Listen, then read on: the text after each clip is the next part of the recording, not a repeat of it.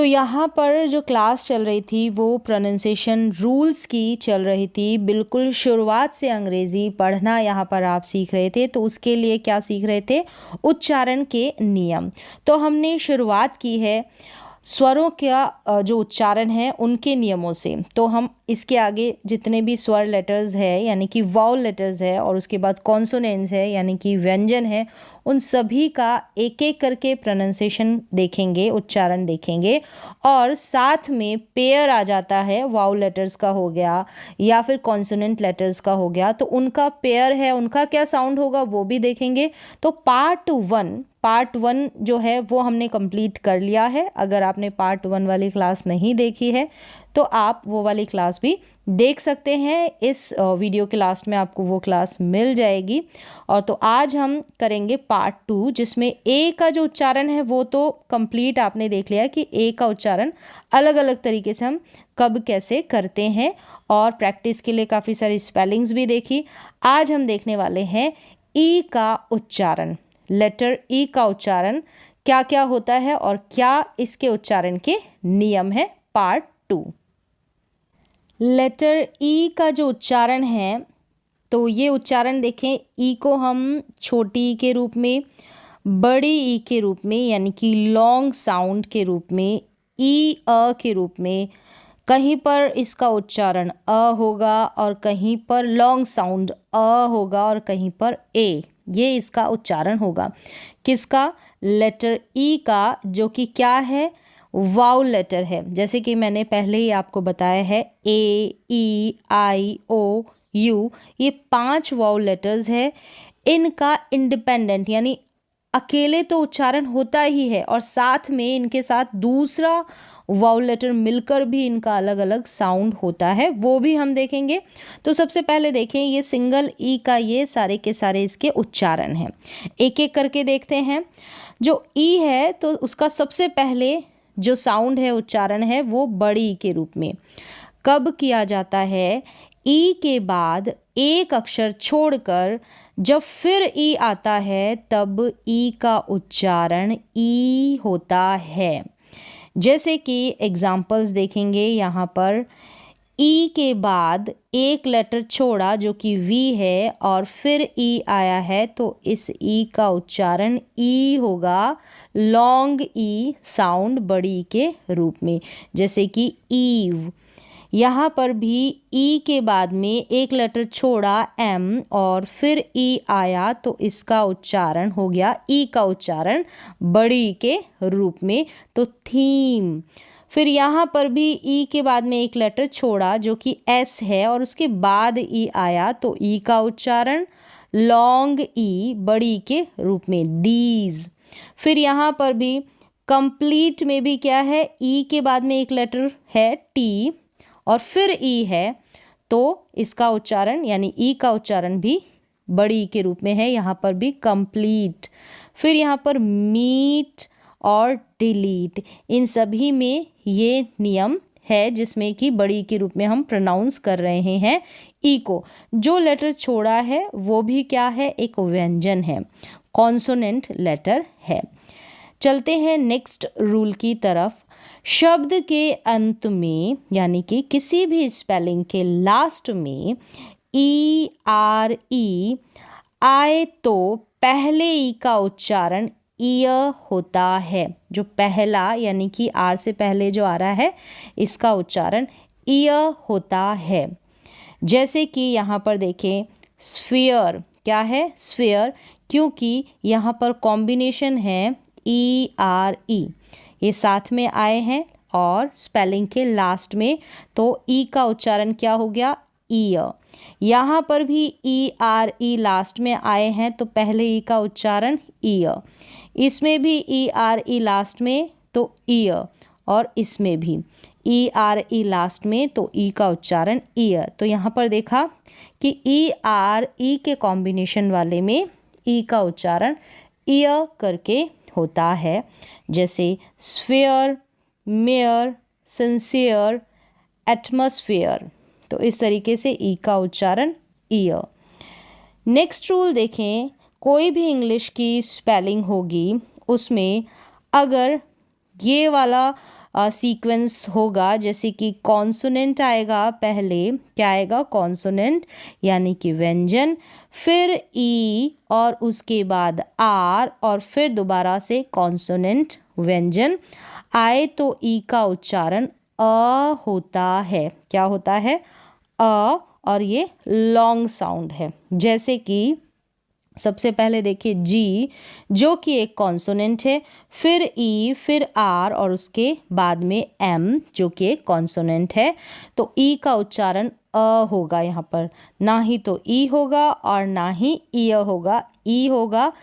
इस ई का उच्चारण अ होगा, ई नहीं होगा। जर्म, यहाँ पर भी ई आर है, इससे पहले देखा यहाँ पर कॉन्सोनेंट वी, फिर लास्ट में इस तरफ कॉन्सोनेंट बी, तो ई का उच्चारण अ।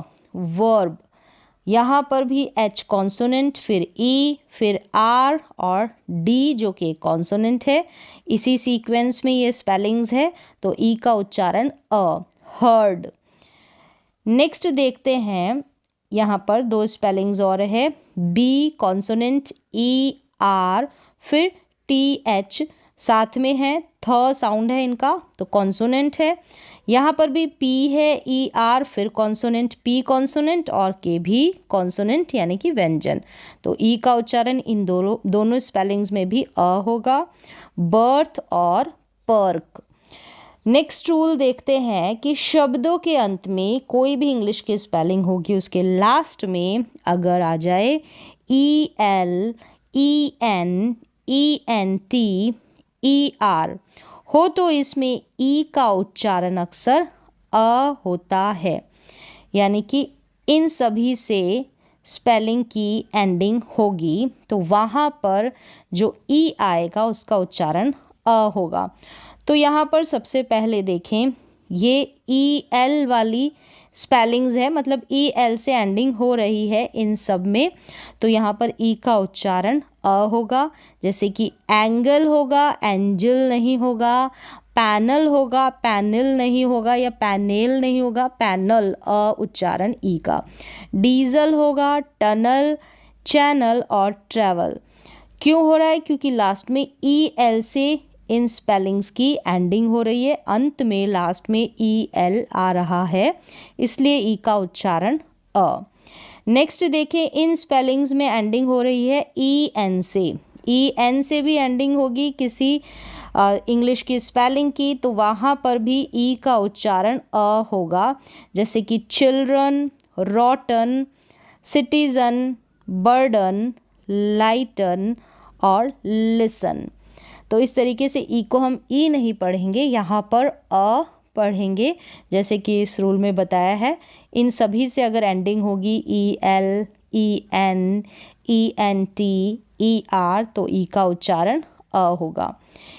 इन स्पेलिंग्स में देखिए ई एन टी से एंडिंग हो रही है, इन स्पेलिंग्स की ई एन टी से एंडिंग हो रही है, तो इसमें आए ई का उच्चारण भी अ होगा। करंट, परसेंट, एब्सेंट, पेशेंट, तो यहाँ पर ई का उच्चारण अ हो रहा है। नेक्स्ट यहाँ पर देखें, ई आर से एंडिंग हो रही है किसी भी स्पेलिंग की, जैसे E R, E R, E R, यहाँ पर भी ई आर, तो यहाँ पर भी ई का उच्चारण अ होगा। जैसे पेपर, राइडर, माइजर, लोअर, तो यहाँ पर ई आर का उच्चारण अ। यहाँ पर भी मिक्सर, लेटर, लिवर, तो इनमें भी ई आर है लास्ट में, तो ई का उच्चारण अ। अगला रूल देखें कि दो व्यंजनों के बीच में आने वाले ई का उच्चारण कई बार ए होता है, ई का उच्चारण ए अगर दो व्यंजनों के बीच में आए। जैसे कि अब इसको बीड नहीं पढ़ेंगे, bad, red, bell, band, spend, melt, vest. क्यों पढ़ रहे हैं, क्योंकि ई जो है बीच में आया है और ई के दोनों तरफ व्यंजन है, कॉन्सोनेंट है। यहाँ पर कुछ ये और स्पेलिंग है, नेट, नेट, तो इस तरीके से ई को अ पढ़ा दो व्यंजनों में आने के रूल के अकॉर्डिंग। अगला रूल है कि शब्द के अंत में आने वाले ई का तो अक्सर उच्चारण नहीं होता। मतलब यहाँ पर ये आपको ध्यान रखना है कि जो ई अगर लास्ट में आएगा तो उसका उच्चारण नहीं रहता है, ये साइलेंट रहता है। जैसे कि file, time, lime, wipe, take, make, bake.